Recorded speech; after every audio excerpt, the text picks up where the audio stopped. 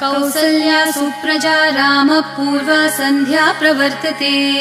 उत्तिष्ठ नरशार्दूल कर्तव्यं दैवमान्हिकम्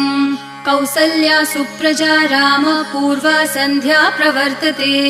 उत्तिष्ठ नरशार्दूल कर्तव्यं दैवमान्हिकम् उत्तिष्ठोत्तिष्ठ गोविन्द उत्तिष्ठ गरुडध्वज उत्तिष्ठ कमलाकान्त त्रैलोक्यं मङ्गलं कुरु उत्तिष्ठोत्तिष्ठ गोविन्द उत्तिष्ठ गरुडध्वज उत्तिष्ठ कमलाकान्त त्रैलोक्यं मङ्गलं कुरु मातः समस्त जगतां मधुकैटभारेः